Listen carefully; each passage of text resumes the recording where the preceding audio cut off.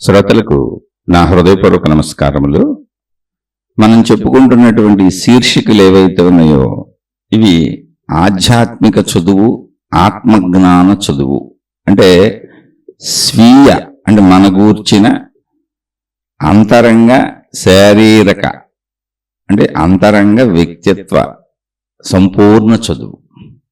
వ్యక్తిత్వం అంటే మన ప్రవర్తన, మన విధానం, అంటే మన శరీర పనితీరు, మన మనసు పనితీరు, మనలో ఉన్న ప్రాణశక్తి, వీటి గూర్చినటువంటి సంపూర్ణ అవగాహనకు సంబంధించిన చదువు ఇది. ఇది అద్భుతం కాదు, మహిమలు కాదు, మాయలు కాదు. దీనికి ఏ మతాలతోనూ సంబంధం లేదు, ఏ దేవుళ్ళతోనూ సంబంధం లేదు. అవన్నీ పర్సనల్ విషయాలు. సంబంధం లేదు అంటే అవన్నీ వ్యతిరేకించబడే విషయాలు కాదు.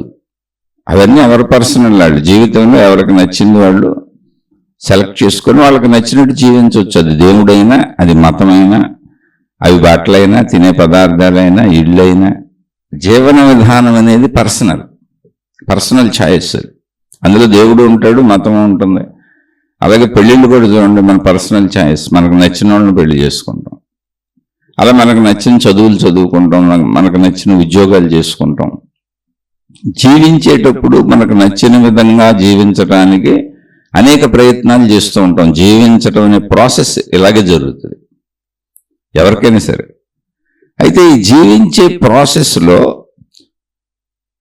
అంటే శరీరపరంగా మనకి ఇంద్రియాలు ఉన్నాయి, ఇంద్రియాలు సుఖాలు కోరుకుంటాయి. అలాగే తప్పనిసరిగా ఆహారం తీసుకోవాలి. అలా ఇంద్రియ సుఖాలు, ఆహారము, జీవించటానికి ఇప్పుడున్న జీవన పరిస్థితులు ప్రపంచంలో, వీటికి తప్పనిసరిగా ధనం కావాలి. ఆ ధనాన్ని సంపాదించుకునేటప్పుడు అంటే ఇదంతా శరీరంతో జరుగుతూ ఉంటుంది. జీవించేది, అనుభవించేది, కావాలనిపించేది, అవసరం అనిపించేది శరీరానికి. ఆహారం లేకపోతే శరీరం నిలబడదు అసలు.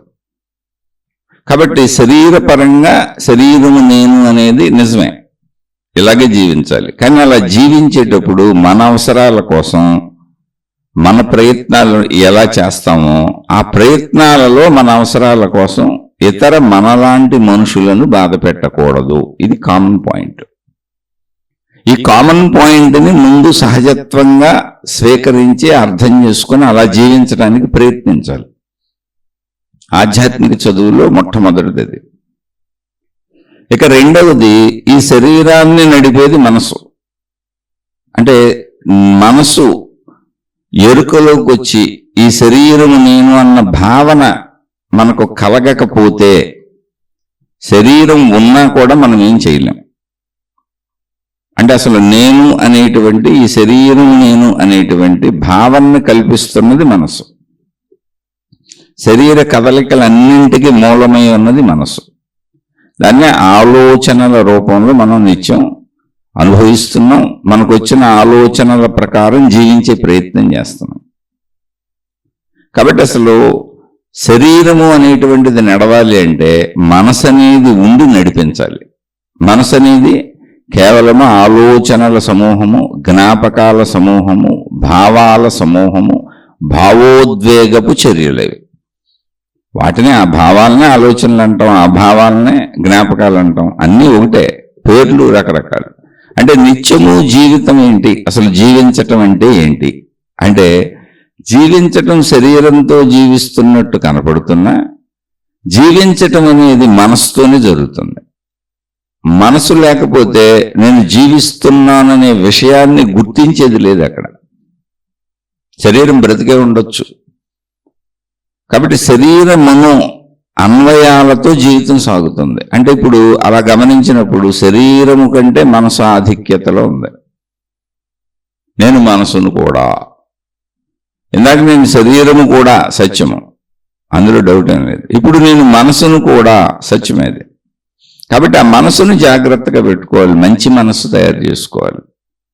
మనసు ఎలా తయారవుతుందంటే ప్రపంచం నుంచి మనం గ్రహించే విషయాలు అంతే, ఇంకేం లేదు. శరీరంతో గ్రహిస్తూ ఉంటాం, శరీరంలో ఉన్న పంచేంద్రియాలతో గ్రహిస్తూ ఉంటాం. అలా మనం గ్రహించే విషయాలు, మంచి విషయాలు గ్రహించినప్పుడు మంచి మనసు తయారవుతుంది. చెడ్డ విషయాలు గ్రహించినప్పుడు చెడ్డ మనసు తయారవుతుంది. మంచి చెడులు రెండు కలగలిపి గ్రహిస్తున్నప్పుడు మనిషిలో రెండూ ఉంటాయి. అలాగే సహజంగా నేను ఈ శరీరం అనే భావనతో జీవిస్తున్నటువంటి మనిషి ఎవరైతే ఉన్నారో, అంటే ఆ భావన అబద్ధం కాదు, నిజమే. నా అవసరాలు ఉంటాయి కనుక నా అవసరాలు అన్నీ ధర్మంగా తీరుతూ ఉంటే, నా కోరికలన్నీ ధర్మంగా తీరుతూ ఉంటే, అప్పటి వరకు నేను మంచివాడిని మంచిదాని లాగానే ప్రవర్తిస్తాను. ఇంకా అన్ని మంచిగా తీరుతున్నప్పుడు నేను చెడు చేయాల్సిన అవసరమే ఉంది. కానీ అవి ఎప్పుడైతే నాకు సమకూరటం లేదంటే నేను అనుకున్నంత సమకూరటం లేదో, నాకు సరిపోవటం లేదో, అప్పుడు నా మనసు నాకు సరిపోవటం లేదు అనేటువంటి భావనతో అన్ని విషయాలలో, పంచేంద్రియ సంబంధిత శరీర సంబంధిత అన్ని విషయాలలో కూడా చెడు వైపుకి వెళ్ళైనా సమకూర్చుకుందామని చెప్పుద్ది. అక్కడ మనిషి చెడులోకి వెళ్తాడు. అక్కడే మనం మనసుని చెడు వైపుకు వెళ్ళైనా సమకూర్చుకుందామనే భావాల నుంచి రక్షించుకుని, సమకూర్చుకోవటం తప్పు కాదు, బ్రతకటం తప్పు కాదు, బ్రతకాలంటే అన్ని సమకూర్చుకోవాలి, ప్రయత్నించాలి, వాటిని అనుభవించాలి. కాబట్టి అన్ని శరీరపరంగా అన్ని కరెక్టే. అక్కడ మనసుని మన పరిమితికి, అంటే శరీర పరిమితికి అన్వయం చేసుకోవాలి, లిమిట్ చేసుకోవాలి. మనసు మనోవేగం శరీర వేగం కంటే చాలా అధికమైంది. అలాగే మనో విస్తృతి, మనోశక్తి శరీరం కంటే చాలా అధికమైంది. శరీరానికి అన్ని పరిమితులు ఉన్నాయి, లిమిట్స్ ఉన్నాయి. శరీరం ఎంత ఉంటుంది అని మనకు తెలుసు, మనసు ఎంత ఉంటుందో మనకు తెలియదు, అది అనంతం. శరీర వేగం ఎంత ఉంటుందని తెలుసు, మనోవేగం మనకు తెలియదు, అది కూడా అపరిమితం. అంటే దాని వేగానికి లిమిట్ లేదని చెప్పచ్చు, అంత వేగవంతమైంది. అలా అది అత్యంత శక్తివంతమైంది మనస్సు. కానీ శరీరం అంత శక్తివంతమైంది కాదు, పరిమితమైంది. ఆ మనసు ఆధారంగా ఇది నడుస్తుంది. కాబట్టి ఇక్కడ మంచి అంటే ఏంటి అంటే మనసుని శరీరానికి అనుగుణంగా మలచుకొని నడవడం. అంటే శరీరానికి ఎంత అవసరమో అంత మనసునే వాడుకోవాలి. కానీ ఇంకా మనసు సాగుతూనే ఉంటుంది, ఆలోచన రూపంలో, భావాల రూపంలో, కోరికల రూపంలో, ఆశల రూపంలో, అత్యాశల రూపంలో, దురాశల రూపంలో, అహంకార రూపంలో, అనేక రూపాలతో శరీరాన్ని అది కదుపుదామని విశ్వ ప్రయత్నం చేస్తూనే ఉంటుంది. ఆ శరీరాన్ని అది కదుపుదామని చేసేటువంటి ప్రయత్నం మానసిక స్థితిలో కరెక్టే, అది దానికి మనసు యొక్క వేగం అది. కానీ శరీర స్థితిలో అది తప్పు అవుతుంది. ఎందుకంటే మనో వేగం వేరు, మనోస్థితి వేరు. మనసుకు అసలు రూపం లేదు, శక్తి స్వరూపం. ఇక్కడ దీన్ని అర్థం చేసుకోవాలి. నేను శరీరం అన్నది కరెక్టే, నేను మనసు అన్నది కరెక్టే. మనసు లేకపోతే అసలు శరీరాన్ని నేను గుర్తించలేను అనేది కూడా కరెక్టే. మనసు అంత ఇంపార్టెంట్ శరీరానికి.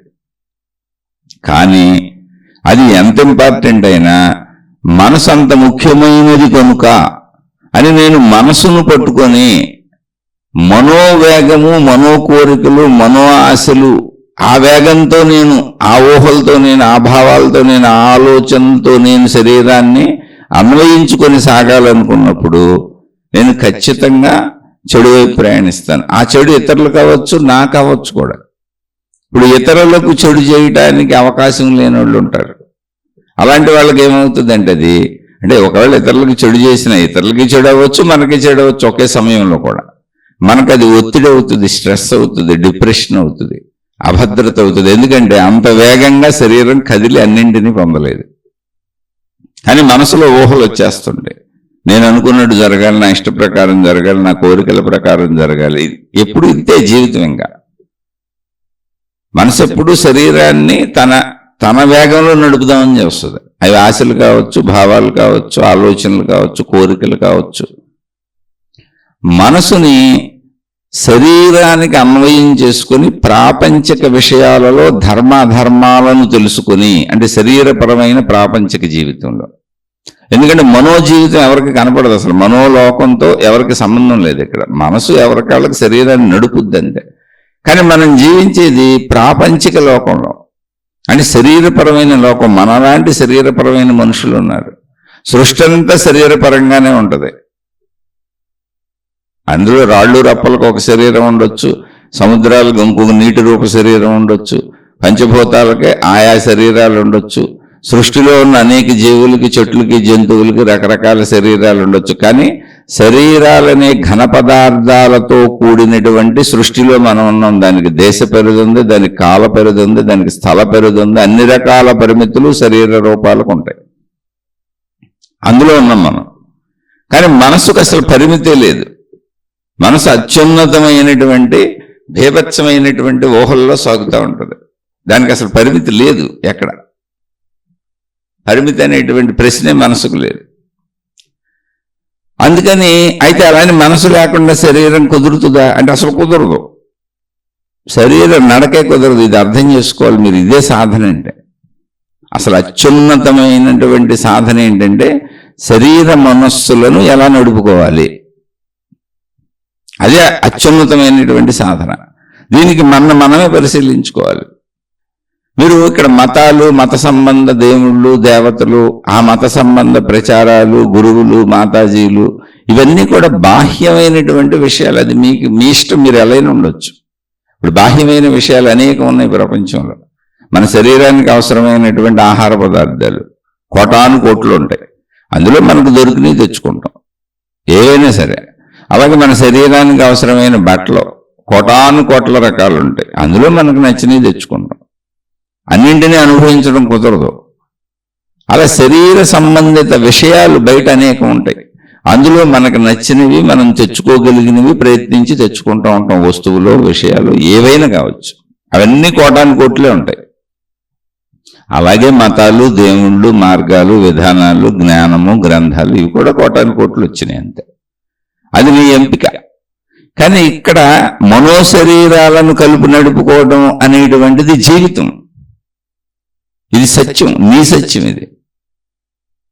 నువ్వు దానికి ఏ సహాయాలైనా తీసుకో, అది వేరే అన్ని సహాయాలు అంతే. ఇప్పుడు నువ్వు బట్టలు కట్టుకుంటున్నావు, నీ శరీర రక్షణకి, నీ శరీరాన్ని రక్షించుకోవడానికి అదో సహాయం. నువ్వు ఫ్యాన్లు పెట్టుకున్నావు, ఏసీలు వేసుకున్నావు, హీటర్లు పెట్టుకున్నావు, వేడి నీళ్ళతో స్నానం చేస్తావు, చన్నీళ్ళతో స్నానం చేస్తావు. ఆయా కాల పరిస్థితుల్లో శరీర రక్షణకు నువ్వు ఇల్లు కొట్టుకున్నావు, అన్ని శరీర రక్షణకు. నువ్వు తింటున్నావు, తాగుతున్నావు, తిరుగుతున్నావు, శరీర రక్షణకు. శరీరం బ్రతికొండాలంటే అవన్నీ జాగ్రత్తగా చేసుకోవాలి. అలాగే శరీర మనోరక్షణలకు నువ్వు మతాన్ని ఉపయోగించుకోవచ్చు, దేవుణ్ణి ఉపయోగించుకోవచ్చు, గురువుని ఉపయోగించుకోవచ్చు, నువ్వు జ్ఞాన గ్రంథాలు ఉపయోగించుకోవచ్చు. అది నీ పర్సనల్ ఛాయిస్. కానీ పర్సనల్ ఛాయిస్లో నీకంటే భిన్నంగా వెళ్ళిపోయి నీకు సంబంధించిన విషయాలను వదిలేసి, అంటే నీ శరీరము, నీ మనసు, ఇవన్నీ వదిలేసి నువ్వు ఏ దేవుణ్ణో ఆరాధిస్తే, ఏ మతాన్నో అనుసరిస్తే, ఏ గురువునో అనుసరిస్తే నీ జీవితం అంతా మంచిగా అయిపోద్దని నువ్వు అనుకోవటం ఒక భ్రమ. అలా ఎప్పటికీ కుదరదు. అంటే ఎందుకు కుదరదు అనే దాన్ని మనం చరిత్రలు గమనించాలి. అంటే ఏ చరిత్రలో? దైవ చరిత్రలే గమనించాలి. అందులోనే చెప్పారు. ఇప్పుడు మహాభారత యుద్ధం జరుగుతుంది. కృష్ణ భగవానుడు అనేటువంటి దేవుడు అక్కడ ఉన్నాడు.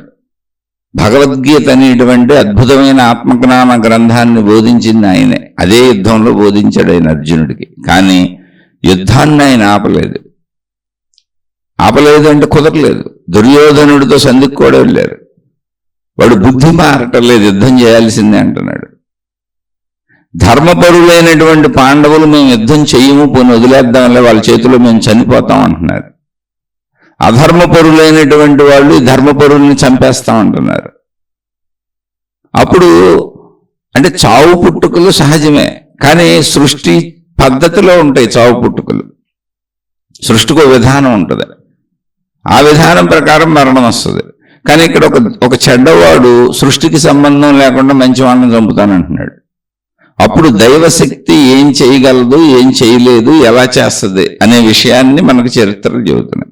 ఇక్కడ ఇందులో ఈ పాత్రలో కృష్ణ భగవానుడు ముందు చెడ్డవాడిని మంచిగా మారుద్దామని విశ్వ ప్రయత్నం చేశాడు దుర్యోధనుడిని. వాడు మారలేదు. మంచివాళ్ళు ఎలాగో మంచివాళ్ళు కనుక పోన్లే మేము యుద్ధం చెయ్యము, వాడికి మమ్మల్ని చంపేసి ఆ రాజ్యం తీసుకొని అనేటువంటి బలహీనతకు లోనయ్యారు. మంచి బలహీనత కాకూడదు. ఇక్కడ చెప్పబడుతున్న విషయం అది. ధర్మ రక్షణ అంటే దుష్ట శిక్షణ, శిష్ట రక్షణ, సృష్టి నియమం. కాబట్టి ఇక్కడ సృష్టి నియమము తప్పకూడదు. ఆ సృష్టి నియమం ఏది ఉందో అదే దైవశక్తి. ఒక నియమము నడుస్తుందే, ఆ నియమము ఏది ఉందో అది ఎప్పటికీ మారదు. అదే దైవశక్తి. అందువలన ఇక్కడ దైవశక్తి ఏం చేసిందంటే చెడుని ముందు మంచిగా మారుద్దామని ట్రై చేసింది, కుదరలేదు. అప్పుడు మంచిని మంచిగా జీవించమని చెబుదామని ట్రై చేసింది. మంచి తన కర్తవ్యం తాను చేయాలి. కర్తవ్యాన్ని చేయనన్నప్పుడు మంచి చెడు అయిపోద్ది. అందుకే ఇల్లు వదిలిపెట్టి వెళ్ళిపోయేవాళ్ళు, భార్యా పిల్లలను వదిలిపెట్టి వెళ్ళిపోయేవాళ్ళు, భర్త పిల్లలను వదిలిపెట్టి వెళ్ళిపోయేవాళ్ళు, ధర్మ నిర్వహణ చేయని వాళ్ళు, కర్తవ్య నిర్వహణ చేయని వాళ్ళు ఎంత గొప్పవాళ్ళైనా బయటికి వెళ్ళి ఇంకొక రంగాలలో వాళ్ళు ఎంత గొప్పతనాన్ని సాధించినా అది అధర్మమే అవుతుంది అనేటువంటిది పూర్వీకులు అనేక గ్రంథాల్లో రచించి చూపించారు. ఇక్కడ ధర్మము అంటే ఏంటంటే నీ కర్తవ్యములు శరీరం ఉన్నంత వరకు నువ్వు చేయాలి. సృష్టిలో విధానం ఇది. మరణం అనేది సృష్టి ప్రకారం వస్తుంది. దాన్ని విధి అన్నారు. విధి అంటే ఏంటి? సృష్టి విధానము. విధి, విధానము, విధాత మూడు ఒకటే. అర్థం అవడానికి పేర్లు పెట్టుకున్నాం. విధాత అన్నప్పుడు మీరు ఎవరొకళ్ళు బొమ్మను అక్కడ పెట్టుకుంటానంటే పెట్టుకోవచ్చు, ఏదో ఒక ఆకృతిని, రూపాన్ని, దృశ్యాన్ని పెట్టుకుంటాను, నాకు అర్థం అవట్లేదని పెట్టుకోవచ్చు. కానీ విధాత వేరు, విధి వేరు, విధానం వేరు కదా. విధి అంటే ఇది ఇలాగే జరుగుతుంది, విధానం అంటే జరుగుతున్న విధానం. ఆ విధానమే విధి. అది మారదో, ఎవరో మార్చలేరు. ఆ మార్చలేనటువంటి విధానంలో సాగుతున్న విధి ఏదుందో అదే విధాత. మూడు ఒకటే. కాబట్టి అక్కడ ఇప్పుడు చెడ్డవాడిని ట్రై చేద్దాం, మారుద్దాం. ఎందుకంటే చెడు మంచిగా ఎప్పుడు మారాలి. ఇక్కడ మంచి శాశ్వతం. మంచి అంటే ఏంటి? అన్నింటి మధ్య ఒక సంబంధ బాంధవ్యం కరెక్ట్గా ఉంటుంది. అదే సృష్టి. మంచి అంటే ఒక మనిషి చేసేది కాదు. మంచి అనేది సృష్టిలో అన్ని మొత్తం ఉన్నన్ని ఒకదాని మీద ఒకటి ఆధారపడి ఉన్నాయి. అలా ఆధారపడి ఉన్నవన్నీ ఒకదానికొకటి సహకరించుకుంటూ సృష్టి మొత్తం చక్కగా నడవటానికి అనువుగా జీవించటాన్ని మంచి అంటారు. ఇందులో మనిషికి స్వేచ్ఛ ఇవ్వబడింది కనుక అతను చెడు వైపు వెళ్తూ ఉంటాడు. మిగిలిన ఎవరికి ఎక్కడ స్వేచ్ఛ లేదు అసలు. గ్రహగోళ నక్షత్రాల నుంచి, జంతువుల నుంచి, జడ పదార్థములుగా మనం భావిస్తున్నటువంటి మిగిలిన వేటికి అసలు ఒక్క మనిషికి తప్ప దేనికి స్వేచ్ఛ లేదు. అందుకని అవన్నీ నియమిత ప్రకారం సృష్టి సాగుతుంది. మనిషికి స్వేచ్ఛ ఇవ్వబడింది కనుక ఆ స్వేచ్ఛలో మనిషి మంచి చేయొచ్చు, చెడు చేయొచ్చు అనే కాంబినేషన్లో చెడు వైపుకి వెళ్తున్నాడు. మనిషి అక్కడ చెడు వైపుకి వెళ్ళే అవకాశం ఉంది, వెళ్తున్నాడు. అలా వెళుతున్న వ్యక్తుల్ని సృష్టి అనేటువంటి విధి, విధానము, విధాత మూడు ఒకటే. అంటే మంచిగా మళ్ళీ ఆ అలైన్మెంట్లోకి తీసుకొచ్చేస్తుంది. అన్నింటికీ ఇక్కడ ఒక సంబంధ బాంధవ్యం ఉంది. ఇప్పుడు వృక్షాలు కరెక్ట్గా ఉన్నాయనుకోండి, దాని నుంచి వచ్చే ఆక్సిజన్తో మనిషి కరెక్ట్గా బతుకుతాడు. మనిషి వదిలేటువంటి కార్బన్ డైఆక్సైడ్ అంతా వృక్షాలు పీల్చుకుంటాయి. మనం అనేక వాహనాలు, వస్తువులు తయారు చేసుకొని వాటిని వినియోగించడం వలన వచ్చేటువంటి కార్బన్ డైఆక్సైడ్ పనికిరాని వాయువు వృక్షాలు పీల్చుకొని మళ్ళీ మనుషులకు పనికొచ్చే వాయువు ఆక్సిజన్ని వృక్షాలు వదులుతూ ఉంటాయి. ఇది కొద్దిగా మనకు తెలిసింది, కానీ మొత్తం సృష్టి అంతా అలా ఇంటర్లింక్డ్గా ఉంటుంది.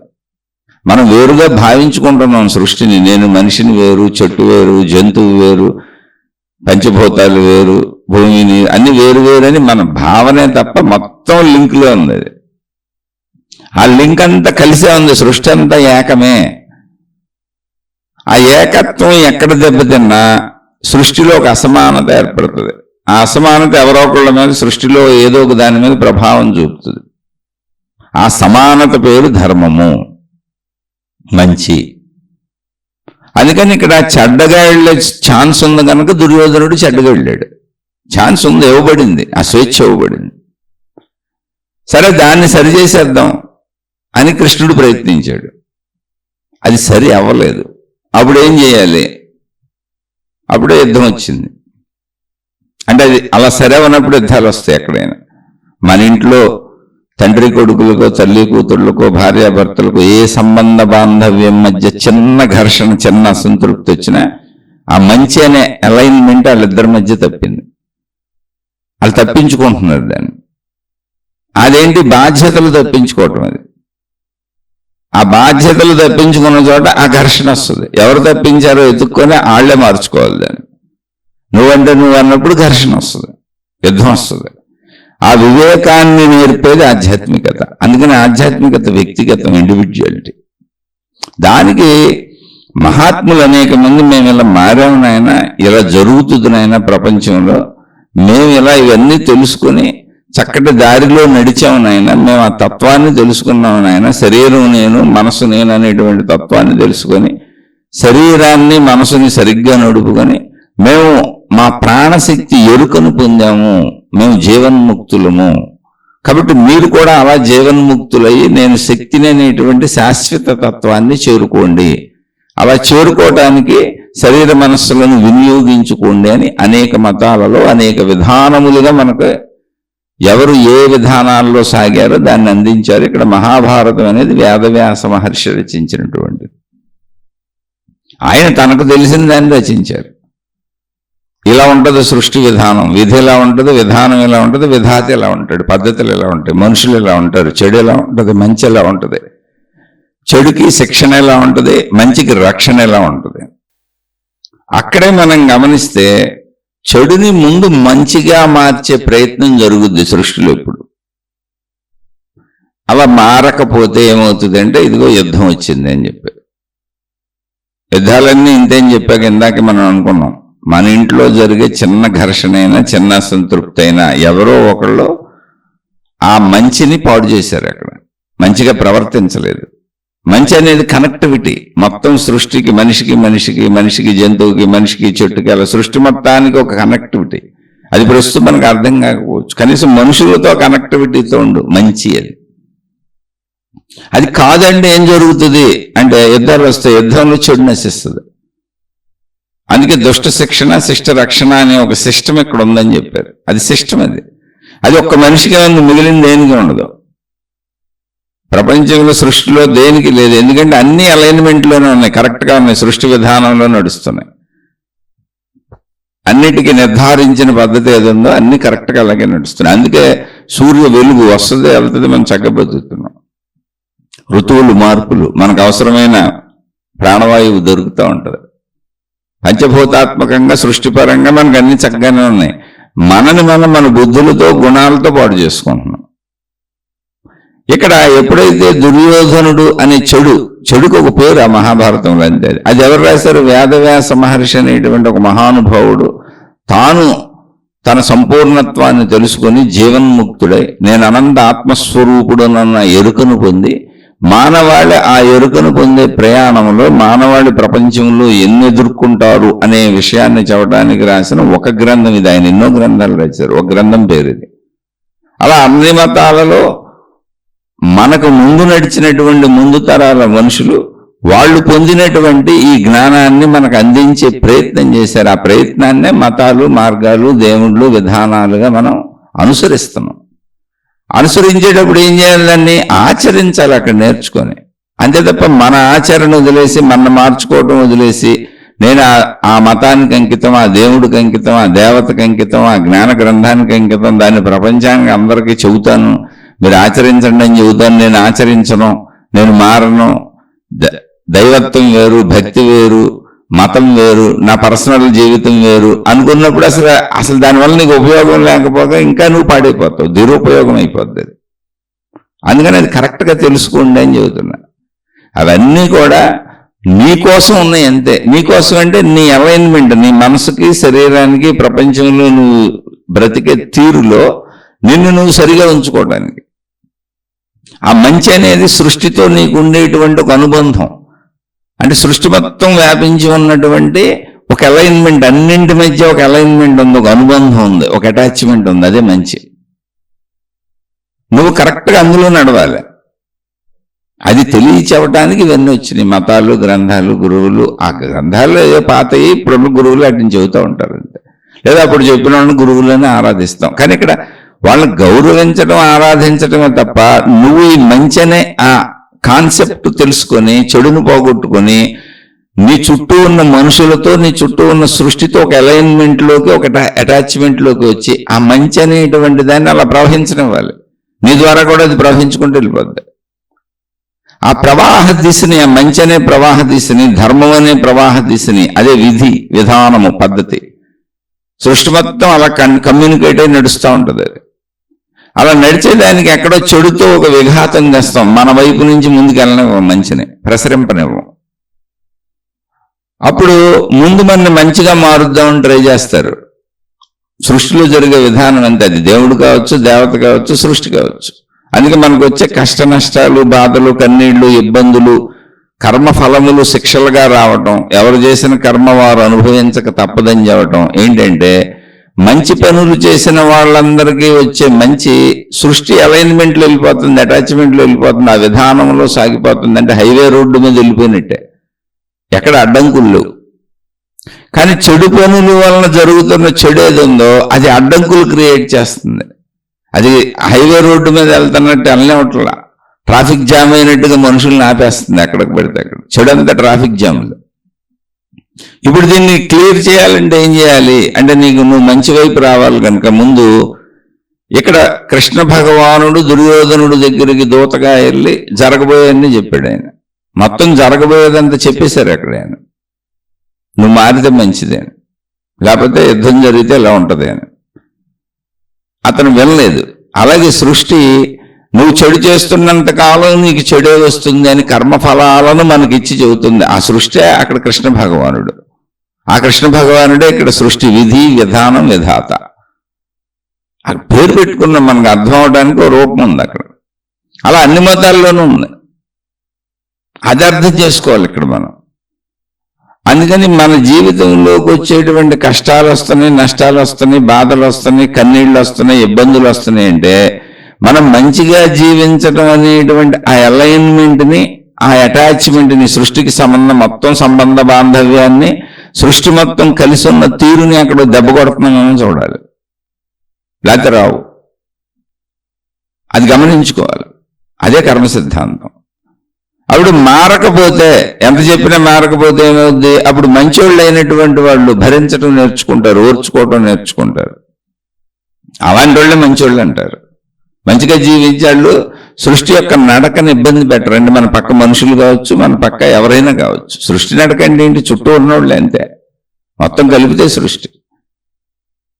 అప్పుడు ఆ పాయింట్లో ఏమైందంటే, పాండవులు మంచివాళ్ళు కనుక యుద్ధాలు ఎందుకు వద్దు అనుకున్నారు. యుద్ధం వలన వినాశనం వస్తుంది, ఎంతో మంది చనిపోతారు. మా పర్సనల్, మా 5గురికి, అటేపు దుర్యోధనుడికి, మా 6గురి మధ్య ఉన్న ఈ గొడవ కోసం ఇన్ని లక్షల మంది చనిపోవటం ఎందుకు, యుద్ధాలు ఎందుకు వద్దులే అన్నారు. అయితే మరి ఇక్కడ సృష్టిలో ధర్మం కదా ఉండాలి. చెడు ఉంటే సృష్టి మొత్తం పాడైపోద్ది కదా. ఆ అలైన్మెంట్, ఆ అటాచ్మెంట్ అదంతా పాడైపోద్ది కదా. సృష్టి అంతా అఫెక్షనేట్గా ఉంటుంది. అంటే ఒకదానితో ఒకటి సంబంధ బాంధవ్యాలు కలిగి, ఒకదాని మీద ఒకటి ఆధారపడి, ఒకటి బాగుంటే ఇంకోటి బాగుండేలా ఉంటుంది. ఇప్పుడు మనుషుల మధ్య ఒక అఫెక్షన్, నా వాళ్ళు బాగుండాలి, నేను బాగుండాలి అని ఒక ప్రేమానుబంధాలు ఎలా ఉంటాయో అది సృష్టి మొత్తం ఉంది. అది అందులో ఎవరో మధ్యలో ఒకళ్ళు దూరి చెడగొడతా ఉంటారు, స్వేచ్ఛ ఉన్న జీవులు. దాన్ని మళ్ళీ సరి చేయాలి. అప్పుడు వీళ్ళు యుద్ధం చేయలేనంటే అక్కడ సృష్టి అనేటువంటి కృష్ణ భగవానుడు భగవద్గీతను బోధించాడు. నువ్వు యుద్ధం కాదు చేస్తుంది, చనిపోవటాలు కాదు, నువ్వు చెబుతుంది నీ పర్సనల్గా శరీర భావంలో. అనేక మంది మనుషులు చనిపోతారు, అనేక మంది ఇక్కడ యుద్ధంలో ఉన్న వాళ్ళంతా మగవాళ్ళు వెళ్ళి చనిపోతారు, ఇళ్ళకాడ ఇళ్ళ స్త్రీలంతా మిగిలిపోతారు, వర్ణ సంకరాలు అయిపోతాయి, రకరకాలు జరిగిపోతాయని బోర్డు చెప్పాడు ఆయన. నాయన నువ్వు చెబుతున్నది పర్సనలైజేషన్లో అదంతా కరెక్టే, కానీ విధి, విధాత, విధానములో సృష్టికి ఓ తీరు ఉంది. ధర్మమే ఉండాలి ఇక్కడ. అధర్మాన్ని అయితే మార్చాలి, లేదా తీసేయాలి. ఎందుకని సృష్టికి మధ్యలో ఈ అధర్మము జామ్ చేసేసింది. ఇటు దాన్ని అటు వెళ్ళనట్లేదు, అటు దాన్ని ఇటు రానివ్వట్లేదు. ఇప్పుడు చూడండి, బ్రిడ్జిలు కట్టి వాటర్ ప్రవహిస్తుంది అనుకోండి, డోర్లు మూసేస్తే వాటర్ ఆగిపోద్ది అక్కడ. ఆ ముందోళ్ళకి వాటర్ వెళ్ళదు, గేట్లు ఓపెన్ చేస్తే కానీ వాటర్ వెళ్ళదు, అందరికి అందదు. అలాగే సృష్టి మొత్తం ధర్మ ప్రసారం జరుగుతూ ఉండాలి, మంచి ప్రసారం జరుగుతూ ఉండాలి. ఒకరి నుంచి ఒకరికి, ఒకరి నుంచి ఒకరికి ఆ కమ్యూనికేషన్, ఆ అటాచ్మెంట్, ఆ ఎఫెక్షన్, ఆ అలైన్మెంట్ అలాగే ఉండాలి. అది అలా మొత్తం వ్యాపించిపోతూ వెళ్ళిపోతుండాలి. అంటే మన మీద నుంచి ఎప్పుడు కూడా మంచి ప్రసరించు, మనం ధర్మాచరణ చేసినప్పుడు అది ప్రసరించుకుంటూ వెళ్ళిపోయింది ఇంకోళ్ళకి. అలా అలా సాగిపోతుంది అది సృష్టి అంతా. మనం ఎప్పుడైతే చెడు మొదలు పెట్టామో అక్కడ గోడ కట్టాం అంటే సృష్టిని విడదీస్తున్నాం మనం. దాని అటాచ్మెంట్ని, అలైన్మెంట్ని, అఫెక్షనేట్ థీరీని, ఆ సృష్టి మధ్య ఉన్న ఆకర్షణని, ఆ ఎఫెక్షన్ని. దాన్ని మనం కట్ చేస్తున్నాం, గోడ కట్టేసి చెడు దగ్గర. అప్పుడు గోడ కూల్చేయటం జరుగుద్ది తప్ప అది ఆగదు. ఎందుకంటే సృష్టి శక్తి ముందు నువ్వు సరిపోవదు. విధి, విధానం, విధాత. అందుకని భగవద్గీత బోధించి నాయన ఇక్కడ తాత్వికత ఇది, తత్వం ఇది, నువ్వు పర్సనల్గా ఆలోచించబాక, ధర్మాన్ని నీ పర్సనల్ చేయకు, నువ్వు ఇక్కడ కర్తవ్యం చేయాలి ఇప్పుడు అన్నాడు. ఆ కర్తవ్యం అందరికీ యుద్ధాలేనంటే కాదు, మనం రాజులం కాదుగా. అప్పుడు వాళ్ళకది. మనమైనా మన స్థితుల్లో ధర్మయుద్ధం చేయాల్సిందే. యుద్ధం అవసరం లేదు, మౌనంగా ఉండంతే. అక్కడ అది అవసరం. వాళ్ళు రాజులు, రాజకుమారులు, వీళ్ళ రాజ్యం లాక్కున్నారు. అక్కడ మంచివాళ్ళు రాజ్య పరిపాలన చేసినప్పుడు ప్రజలు సుఖపడతారు. అనేక యాంగిల్స్ ఉన్నాయి అక్కడ. అందువలన మంచివాళ్ళు మంచితనాన్ని నీరసాన్ని అనుకొని, అంటే నీరసం మంచితనం అనుకొని, నిరుత్సాహం మంచితనం అనుకొని, పెరిగితనం మంచితనం అనుకొని, తమలో ఉన్న శక్తిని అంటే ధైర్యాన్ని, తమలో ఉన్న మంచితనాన్ని, తమలో ఉన్న సుగుణాలని బలహీనపరుచుకుంటూ ఆగిపోయినప్పుడు మళ్ళీ నీ కర్తవ్యము ధర్మము చెయ్యాలి అనేటువంటిది మళ్ళీ ఇక్కడ విధి, విధానము, విధాత అనేటువంటి కృష్ణ భగవానుడు భగవద్గీత బోధించి సత్యం చెప్పాడు. ఆయన యుద్ధం చేయి నువ్వు గెలుస్తావనే హామీల వల్ల మహిమలు మాయలు అద్భుతాలు చెప్పలా. ఇప్పుడు వాళ్ళందరూ మీకు అయ్యే చెబుతారు చిలక జోస్యాలు. ఆయన అలా చెప్పలే. అసలు నీ కర్తవ్యాన్ని నువ్వు చెయ్యి. కర్తవ్యం ఏంటి? ఇప్పుడు యుద్ధమే చేయాలి. ఇక్కడ యుద్ధం దుర్యోధనుడు వలన వచ్చింది, మీ వలన రాలా. వాడు మీ రాజ్యం మీకు ఇచ్చేస్తూ గొడవ ఉండేది కాదు. నేను కూడా దూతగా వెళ్ళొచ్చాక అని ఆయన ఇప్పుడు యుద్ధం చేయడం ధర్మము అని చెప్పారు. ఎలా భగవద్గీత మొత్తం వింటే అర్థం. అయితే మీరు గెలుస్తారని చెప్పలా. నీ ధర్మాన్ని నువ్వు నిర్వర్తించడం అంటే యుద్ధం చేయడం అనే ధర్మం నువ్వు చేస్తున్నప్పుడు అందులో ఒకళ్ళు నువ్వు చనిపోయావు అనుకో, ధర్మకార్యం ధర్మం చేస్తూ చనిపోయావు కనుక నీకు ఉత్తమ గతులే ఉంటాయి. ఎవరైనా బాధ్యతలు చేస్తూ చక్కగా చనిపోతాం. మనందరం ఎలా చనిపోతాం? వృద్ధాప్యం వస్తే అందరూ చనిపోతారు. కానీ బాధ్యతలన్నీ కరెక్ట్గా చేస్తూ సక్రమంగా నిర్వహిస్తూ చనిపోండి అని చెబుతుంది అక్కడ. చావు అయితే తప్పదు. అలాగే యుద్ధం చేస్తే నువ్వు కరెక్ట్గా గెలుస్తావని చెప్పటంలో ఒకవేళ నువ్వు చనిపోయావు, ఓడిపోయావు, కానీ నువ్వు ధర్మ నిర్వహణలో కర్తవ్యాన్ని చేస్తూ చనిపోయావు కనుక అది సృష్టి విధానం, దాన్ని ధర్మము అంటారు. కాబట్టి నువ్వు ఉత్తముడు అవుతావు, ధర్మాన్ని పాటించావు. ఒకవేళ నువ్వు గెలిచావు అనుకో, అధర్మం వాళ్ళు చనిపోయారు అనుకో, అప్పుడేమైంది? ధర్మమే గెలిచింది కనుక ధర్మాత్ములు చక్కగా ధర్మ నిర్వహణ జరుగుద్ది, అందరికీ ధర్మమే అందుద్ది, మంచి మళ్ళీ కమ్యూనికేషన్ అయ్యి వెళ్ళిపోద్ది, గోడలన్నీ పడిపోతాయి. చెడుని మనం అడ్డగించి మొత్తం సృష్టి మొత్తం ఉన్నటువంటి ఒక అలైన్మెంట్ని, ఒక అటాచ్మెంట్ని, ఒక అఫెక్షనేట్ థియరీని, సృష్టి మొత్తం ఉన్నటువంటి పరస్పర సంబంధాన్ని అడ్డుగోడ కట్టి ఎక్కడైతే మనం చెడుతో ఆపేసామో ఆ గోడ కూలిపోద్ది. ఇప్పుడు మొత్తం అన్ని మళ్ళీ కంటిన్యూటీ సృష్టి అంతా ప్రవహిస్తూ ఉంటాయి. దాన్నే మనం ఒక్క మాటలో ప్రేమ అంటారు. ప్రేమ అంటే ఆడమగ ప్రేమించుకునే ప్రేమ కాదు. ప్రేమ అంటే మొత్తం లింక్లో నడుస్తుంది ఇది అని. ఇప్పుడు మన పిల్లలు ఉన్నారు, ఎక్కడో మనం ప్రేమిస్తాం. ప్రేమించడం అంటే ఏంటి? చిన్నపిల్లలను కానీ వాళ్ళకి అవసరమైన అన్ని సమకూర్చి వాళ్ళు పెరిగి పెద్దవాళ్ళై స్వతంత్ర జీవితం వచ్చే వరకు వాళ్ళకు అవసరమైన అన్నీ మన నుంచి ప్రసరించి ప్రవహించి అందుతూ ఉంటాయి. అక్కడ ఒక ఎఫెక్షన్ ఉంది, ఆ ఎఫెక్షన్ ప్రేమ. తద్వారా అక్కడ పిల్లలకి మనకి మధ్యలో ఒక అటాచ్మెంట్ సాగుతుంది, ఒక అలైన్మెంట్ ఉంది. అలా మనం వాళ్ళకి అన్ని సమకూరుస్తాం. అలా సృష్టి మొత్తం అలైన్మెంట్లో ఉంది. అది కుటుంబ వ్యవస్థగా మనకి కొంచెంలో కనపడుతుంది, ఊరికనే శరీరం నేను అనుకుంటున్నాం కాబట్టి. కానీ ఒక గాలితో మనకు అలా ఉంది సంబంధం. అందుకని ఊపిరి పీల్చుకు బతుకుతున్నాం. సూర్యుడితో మనకు అలా సంబంధం ఉంది, పంచభూతాలతో సంబంధం ఉంది, మొత్తం సృష్టితో సంబంధం. నా ఆహార పదార్థాలన్నీ సృష్టి నుంచే వస్తున్నాయి. ఇంకా మిగిలింది మనకు కొన్ని అర్థం కాకపోవచ్చు అంతే, కానీ మొత్తం సృష్టి ఏకత్వంలో సాగుతుంది. ఎక్కడైనా చెడు అని అడ్డకూడదు, దీన్ని ఆపకూడదు. అందుకని యుద్ధం జరిగింది, యుద్ధంలో చెడు నశించిపోయింది, ధర్మం గెలిచింది.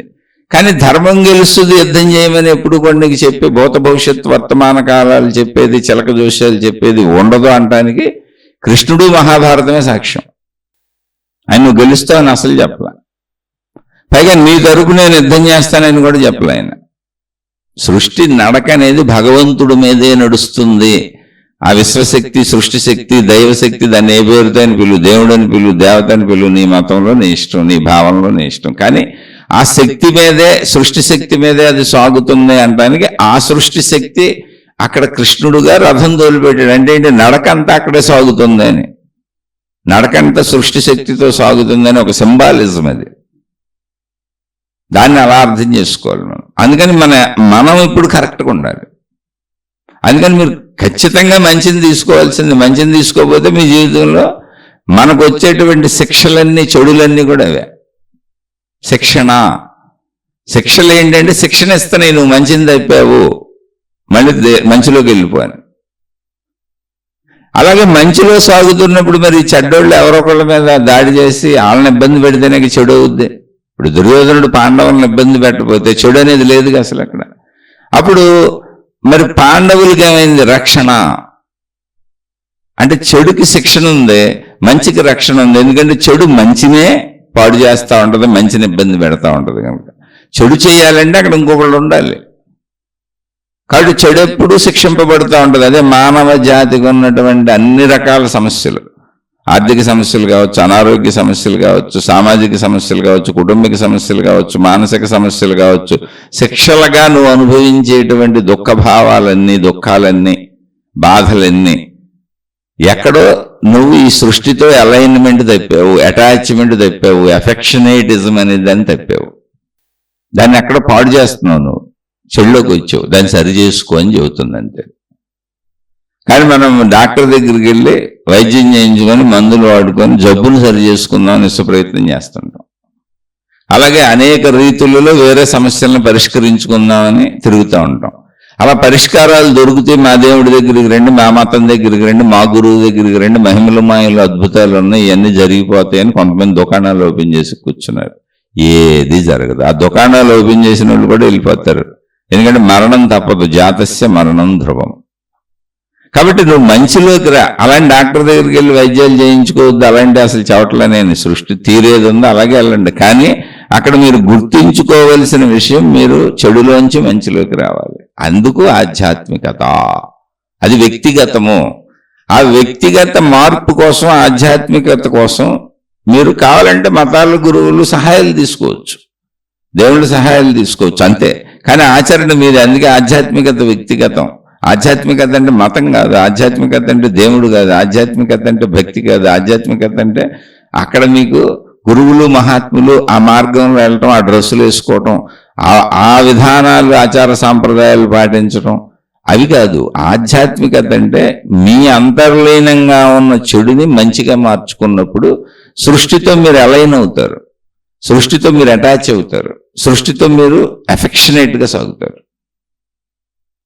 అలా ఒక మనుషులు అంటే మీ కుటుంబ సభ్యుల మధ్య అఫెక్షన్ ఎలా ఉంటుందో, సంబంధ బాంధవ్యాల మధ్య అఫెక్షన్ ఎలా ఉంటుందో, మొత్తం సృష్టి మధ్య అలాగే ఉంది. దాన్ని మనం గుర్తించట్లేదండి. అందుకని ఆ చెడును తొలగించుకునే ప్రక్రియ మనమే చేసుకున్నప్పుడు, అది ఎప్పుడైతే మనమే చేసుకుంటామో మనకు శిక్షలు ఉండవు.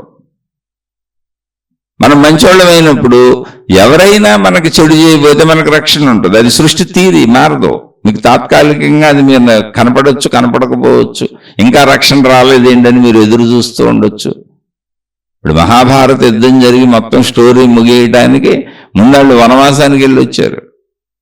సుమారు 14-15 ఏళ్ల కాలం పట్టింది.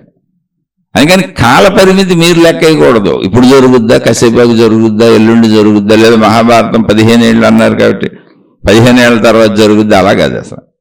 అది సృష్టి తీరి, దానికి తెలుసు, మనకు తెలియదు, కానీ జరుగుద్ది. ఖచ్చితంగా శిక్షణ ఉంది, రక్షణ ఉంది. ఆ శిక్షణ, రక్షణ ఉన్నదని థీరీని మనకి కన్ఫర్మ్ చేసి చెప్పడానికి ఈ మొత్తం భౌతికమైనటువంటి మత వ్యవస్థ కానీ, మార్గ వ్యవస్థ కానీ, దైవీ వ్యవస్థ కానీ, గ్రంథ వ్యవస్థ కానీ, జ్ఞాన బోధలు కానీ, ఇవన్నీ అదే ఒకే సిద్ధాంతాన్ని చెబుతున్నాయి. ఏంటంటే దుష్ట శిక్షణ, శిష్ట రక్షణ. అది ఎవరో మనిషి వచ్చి ఒక దేవుడి రూపంలో వచ్చి జరిగేది కాదు. అలా మనకు చెప్పబడింది, మనకు అర్థం అవటం కోసం. అది సృష్టిలోనే జరిగిపోద్ది. నీకు వచ్చే అనారోగ్యాలు, బాధలు, కష్టాలు, ఇబ్బందులు నీ కుటుంబ సభ్యులకో నీకో ఏదో ఒక రూపంలో అది నిన్ను బాధిస్తుంది, శిక్షిస్తుంది. అది ఏ రూపంలో ఉంటుందంటే మనం ఏ రూపంలో చెడు చేసామో దాన్ని బట్టి ఉంటుంది. ఆ నిర్ణయాత్మక విధానం అంతా విధానంలో ఉంది, విధిలో ఉంది, విధాత అదే. కాబట్టి మనమే మార్చుకున్నప్పుడు గొడవ లేదు. అందుకే ఆధ్యాత్మికతలో ఫస్ట్ మీరు మంచిని వదలకుండా చెడు నుంచి మంచిలోకి రావాలి, సద్గుణ సంపత్తిని పెంచుకోవాలి, దుర్గుణాలను వదిలేయాలి, లేకపోతే శిక్షలు ఉంటాయి. శిక్షలేంటి? ఏముంది? అనారోగ్యాల శిక్షలే, మానసిక బాధల శిక్షలే, కుటుంబక బాధల శిక్షలే. నీకు ఎవరి వలన దేని వలన నీ మనసు బాధపడుతుందో, శరీరం బాధపడుతుందో, దుఃఖపడుతున్నావో, ఇబ్బంది పడుతున్నావో అన్ని సమస్యలేగా. బాధ అనేది ఎక్కడొచ్చిందో అక్కడ నీకు శిక్షణ ఉంది, ట్రైనింగ్ అది జరుగుతుంది. ఏంటి? మంచికి మారుతావా అని. మారపోతే ఏమవుతుంది? మార్పుకు ట్రై చేసి మారపోతే లేపేయడం జరుగుతుంది. అదే యుద్ధం. ఇప్పుడు దుర్యోధనుడు మారనాన్నాడు, లేపేశారు. దగ్గరుండి దేవుళ్ళే లేపించేశారు. దైవశక్తి అని అర్థం అక్కడ. అలాగే రావణాసురుడు మారనన్నాడు, లేపేశారు. మీరు అసురులు అని పిలువబడే రాక్షస జాతి అంతా కూడా లేపేయబడింది, చంపేయబడింది. అలానే చావు లేదా అంటే మంచోళ్ళు కూడా శరీరం వదిలేరు. కానీ అది ఇలా మరణాలతో, యుద్ధకాండాలతో, శిక్షలతో ఉండదు. సహజ మరణం ఉంటుంది. అది అందరికీ ఉంటుంది. మరణం ఎవరికైనా తప్పదు. కానీ నిన్ను అవాంతరంగా అకాలంగా తీసుకెళ్ళిపోవాల్సి ఉంటుంది. నువ్వు చెడుని పట్టుకొని కూర్చున్నప్పుడు ముందు శిక్షలు వేస్తారు. ఆ శిక్షల నుంచి మార్పు రాకపోతే నిన్ను ఇక్కడ తీసేయాలి. ఎందుకంటే సృష్టి ప్రవాహం ఆగిపోతుంది, సృష్టిలో ఉన్న అలైన్మెంట్ తప్పిపోతుంది, సృష్టిలో ఉన్న ధర్మము మంచి అని మొత్తం సర్వవ్యాపక అలైన్మెంట్, ఎఫెక్షనేటిజం, అటాచ్మెంట్ మొత్తం తప్పిపోతుంది. తప్పిపోతే సృష్టి నడక దెబ్బతింటది. అలా దెబ్బతినేటట్టు సృష్టి శక్తి ఎందుకు చేసుకుంటుంది? అందుకని నిన్ను తప్పు చేస్తున్నాను లేపేస్తుంది. అయితే దానికి ముందు చాలాసార్లు చెప్పి చూస్తుంది. అవే అనారోగ్యాలు, బాధలు, ఇబ్బందులు అని చెప్పాను. శారీరక మానసిక బాధ ఏ రూపంలో కలిగినా ఎక్కడో శిక్షణ, ట్రైనింగ్ తీసుకోమని చెబుతుంది. మంచి వైపు వెళ్ళమని. మన శారీరక స్థితికి తగ్గట్టుగా మనసును నడుపుకోవాలి. ఇప్పుడు ఇదంతా మాట్లాడుకుంది అందుకే. ఎందుకంటే శరీరానికి ఒక పరిమితి ఉంది. శరీర లోకంలో మనం ఉన్నాం. ఈ లోకం శరీర లోకం, మనోలోకం కాదు. వాస్తవంగా ప్రపంచంలో అందరూ సృష్టి అంటే సృష్టిలో ఉన్న మనుషులు కానీ, జంతువులు కానీ, చెట్లు కానీ, గ్రహగోళ నక్షత్రాలు కానీ మొత్తం మనకు కనపడుతున్న సృష్టి ఏదుందో ఇదంతా కూడా శరీర లోకం. అన్నిటికీ పరిమితులు, విధానం అన్నలాగా మన శరీర పరిమితులు మనం జీవించాలి. కానీ మనసుకు పరిమితి లేదు. మనోలోకం అసలు దర్శనీయము కాదు, స్పర్శనీయము కాదు, ఏ విధంగా తెలియదు. ఉన్నది అని మనకు తెలుస్తుంది, మన భావం మనకు తెలుస్తుంది అంతే. అది అనంత శక్తి స్వరూపం. కాబట్టి దాన్ని పరిమితంగా మన శరీరానికి ఎంతో అంతే వాడుకోవాలి. మన శరీరంతో ఎంత చేయగలమో అంతే వాడుకోవాలి. మన శరీరపరమైనటువంటి ధార్మిక వ్యవస్థ ఏంటో, ప్రపంచంలో ఉన్న ధార్మిక ధర్మ వ్యవస్థ ఏంటో, ధర్మాలేంటో, కుటుంబ ధర్మాలేంటో, శరీర ధర్మాలేంటో, ప్రపంచ ధర్మాలేంటో, సమాజ ధర్మాలేంటో వాటిని పాటించుకోవడానికి అన్వయంగా మాత్రమే మనసును వాడుకోవాలి. అలాంటి కొన్ని పూర్తి మనసును వదిలేద్దామంటే అసలు మనసు లేకుండా జీవించటమే కుదరదు. ఇక్కడ ఈ సమన్వయమే ఆధ్యాత్మికత. అది ఎవరికి వాళ్ళు వ్యక్తిగతంగా చేసుకోవలసిన సాధన. దానికి నీకు మతం ఉపకరిస్తుంటే ఉపయోగించుకో, గురువు ఉపకరిస్తుంటే ఉపయోగించుకో, జ్ఞాన గ్రంథం ఉపకరిస్తుంటే ఉపయోగించుకో.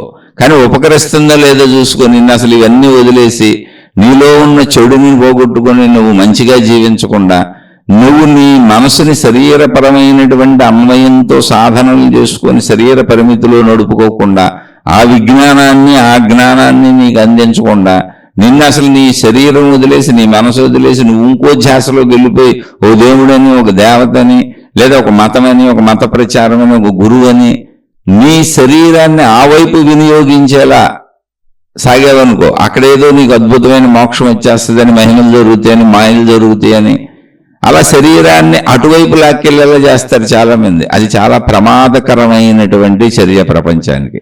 అది అధార్మిక వ్యవస్థ. ఎందుకని అంటే సృష్టి మొత్తానికి అసలు సృష్టికి మతం ఉండదు. మీరు గమనించండి, సృష్టికి మతం లేదు, మనిషికి మతం ఉంది. మళ్ళీ మనుషులందరికీ మతం లేదు, ఎవరి మతం వాళ్ళు పెట్టుకున్నారు.